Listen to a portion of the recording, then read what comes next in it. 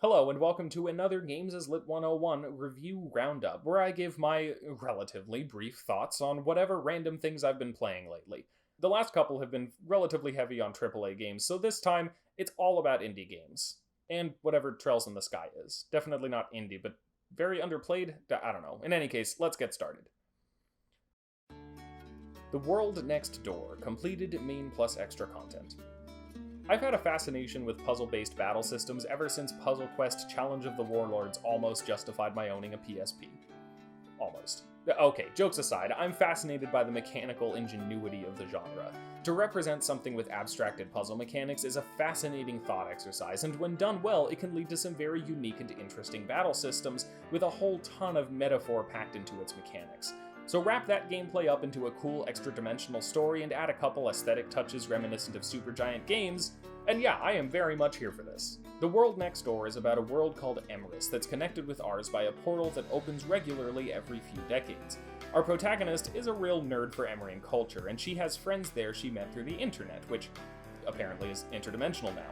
But through a series of events, she ends up stuck there, and since humans can only survive for a few days on this plane, she and her friends embark on an adventure to see if they can get her home. This process involves battles fought against monsters and ancient shrines. The player navigates a battlefield full of runes, swapping tiles as they go so they can collect them into bunches and activate spells to defeat their enemies. The World Next Door is, primarily, a game that works really well for what it does, but also doesn't do nearly enough. It feels unfinished in a lot of respects, but for the most part that doesn't make it less enjoyable, it just makes it feel like there's supposed to be more than there is. It has some brief side quests that feature NPCs who get names and personalities and struggles, but they never really come into play beyond these little mini-quests themselves. The player even gets some items from completing some of them, but they don't actually do anything. They just sit in your inventory, offering minuscule insights into the world. The gameplay works well, but the player progression is completely static. The ability to customize your playstyle in minor ways would have gone a long way toward making it more interesting. The story also feels like it has a lot of loose ends, and it ends kind of abruptly with a final choice that frankly doesn't seem all that well thought out or thematically resonant. But despite all that, what's here works really well. The world is really interesting, and there's a cool subplot about how the connection between it and our own world is affected by its politics and leaders. The art is great, featuring some really neat character designs and environments. The visual novel segments are done well enough to remind me of Pyre more than anything else, which is, high praise. Overall, the game does what it does well, it's just too small in scope. Well, no, that's not fair. Games can be small, that's not a problem at all. Rather, it feels like it was supposed to be bigger, and the edges where there should be more are visibly frayed, like there was a lot more planned and half of it just didn't make it into the final product. But the result isn't a bad game. If anything, it leaves me wanting a lot more, because what's here is pretty cool, so here's hoping we get it someday. The World Next Door gets a B-, and I'd recommend it for fellow puzzle mechanics as metaphor fans like myself, and people who are into cool-looking fantasy stories. Blasphemous, completed main content. The collision of the Souls-like and the Metroidvania genre has produced some really interesting games. Honestly, the two genres were pretty much made for each other, not just because they're badly named genres based on their progenitors instead of their actual content, but because their content works well together. So when I see one built around some real intense, messed up religious imagery, you know I'm heading straight for it. Blasphemous is a game about atonement. Sort of. It's a game about suffering more than that, I suppose. It's about wrongs that can never be righted, and the suffering we inflict on ourselves and others in the pursuit of salving the guilt that comes with harsh dogma and guilt. It's not a lighthearted game.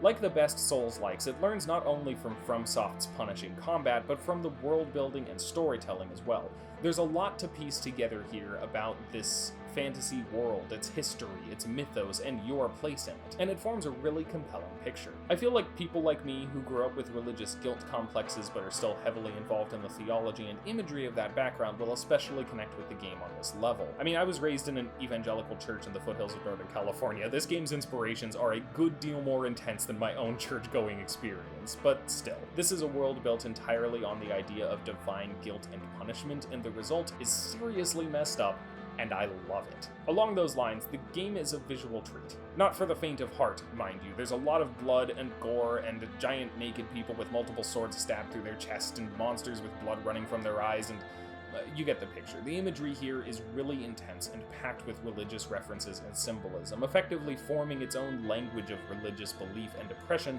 that's inspired by real-life religious iconography while applying directly to its own fictionalized mythos instead. Someone who's more focused on the visual and symbolic elements of religion could have a field day picking apart all the symbolism here, and I would watch that video in a heartbeat. Playing the game is a pretty familiar experience if you've played Castlevania, Hollow Knight, or any of the other side-scrolling exploration-based melee combat games in that vein. Your arsenal and moveset expands as you progress, with a big emphasis on increasing the tools at your disposal rather than simply making you more powerful. This works for the most part, encouraging the player to expand their playstyle and improve at the game by using a variety of tactics and attacks, but this sometimes ends up holding you back too. The main example of this is the vessels that refill your health. The player gets more of them over the course of the game, but they never increase their effectiveness, so in the late game, refilling your health from near death can take 3 or 4 uses of these flasks, which takes way more time than you usually have during a heated boss fight and burns through your health resources so quickly it barely feels like you're any better off. But overall, the combat is fun and challenging, the enemies are interesting and varied, and exploring is fun and rewarding. It's not the best Souls-like Metroidvania game I've played, Hollow Knight still exists after all, but I had a really good time with Blasphemous. In Games as Lit 101, it gets a B, and I'd recommend it just for the commentary on shame-heavy theology and the oppressive, gorgeous, macabre visuals that come with it. Forgotten Anne, completed main plus extra content. Forgotten Anne is a game with a lot of pretty animation. It's clear even from the marketing that this is the game's main selling point, and it's pretty clear from the game itself too. And I can see why it's so emphasized. There's a lot of effort put into not only the animated cutscenes, but the animations and characters and general visual design, and it does indeed look pretty great. Forgotten Anne is about a girl named Anne who lives in the place where forgotten items end up. Socks, briefcases, blankets, you name it. If you left it behind the washer until you forgot it existed, or put it in storage and let it fade completely from your memory, it's here. Anne's adoptive father is trying to build a machine that will get them back to the real world, and to that end, Anne is an enforcer. She maintains order among the Forgotlings and wields a device that can rob them of their sentience, turning them back into an inanimate object, effectively killing them. The player makes choices over the course of the story, mostly centered around whether Anne kills certain Forgotlings or lets them live, and I'd be lying if I didn't say the game fell into a few traps in this regard. There seems to be little that actually changes based on what you do. Your actions are sort of excused either way, which can be just fine, but since the choices are generally such a binary good or evil, they don't often lead to particularly interesting nuances either. There are also a lot of Forgotlings that have plot immunity, which is the kind of thing you can ignore if you're like me and never want to kill anyone for any reason ever, but it becomes apparent very quickly if you try a genocide run. It's a neat concept, it just feels like it's a little short of being fully realized. Aside from making choices and directing conversation, the gameplay is a mix of puzzle solving and platforming. The puzzles are pretty par for the course really, nothing special, but rarely branching into obtuse or frustrating territory. The platforming is really more about making traversal interesting than anything else. The focus on animation makes it sort of reminiscent of the original Prince of Persia, where the animations were rotoscoped, and so it was less responsive as a result of achieving that realistic movement. All of this comes together to form a pretty standard gameplay experience. It's a side-scrolling adventure game, and it's just fine as it goes. Aside from the art and animation, the story is the standout here, and while it suffers from a few overstuffed moments, contrived choices, and an underwhelming ending, it works really well overall. I'll admit it connected with me personally in a way it might not with others. I don't want to spoil any major details, but the story is essentially about Anne coming to question the things she was raised to believe and the things that she's doing to reach an ideal otherworld, and to confront any damage that she may have done in the process, and much like Blasphemous' guilt-based theology, it triggered my ex-evangelical senses something fierce. It resonated with me, despite its shortcomings, and it might with you as well. Forgotten Anne is one of those games that doesn't come together quite as well as it could, but it is still something special, I think. More than the sum of its parts. It's visually impressive, tells a compelling story, and stars a fun cast of characters, and I'm glad I played it. So I'm gonna give it a B-, and a recommendation to anyone who's into cool fantasy stories and unique animation styles. Trails in the Sky, completed main plus extra content. A few years back, Trails of Cold Steel released in the US, and after an article about its quality and my coworker selling me on the gorgeous special edition, I caved and tried it out.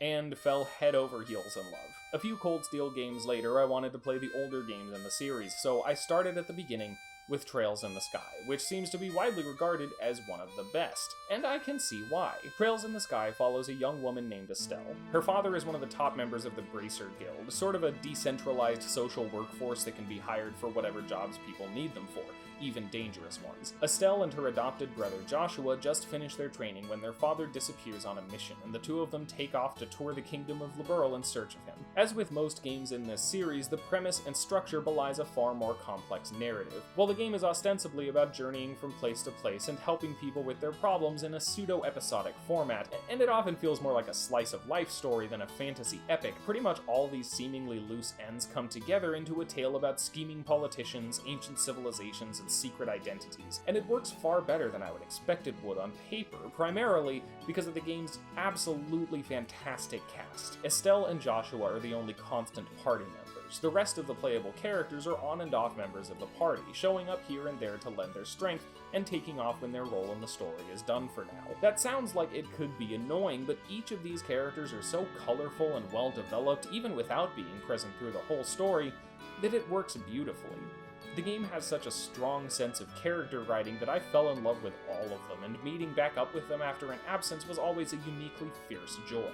It doesn't hurt that the game is absurdly long if you take the time to side quest, so there's plenty of time for these kinds of shenanigans and to grow close to the characters. I really don't have time for super long JRPGs anymore, but I still love them so much. I'd also heard a lot of love for Estelle, and I can absolutely see why. She's a remarkably well-realized character, a likable protagonist, and in a medium that struggled to find its footing with how it portrays women and simply how many women star in games in the first place, she's up there with Jade and Aloy, I'd say, as some of the best around. She's driven by both hot-headedness and compassion, by love as well as ambition, by seeking to expand her knowledge as well as seeking to expand her skills. She's a fantastic character, and I can see why she's so well loved. The game doesn't shy away from the discrimination and stereotyping she faces because of her gender, either, even basing one major element of the story around the kingdom's attitudes toward women. The gameplay is certainly more simple than later entries in the series, and I do have to admit I didn't enjoy it as much.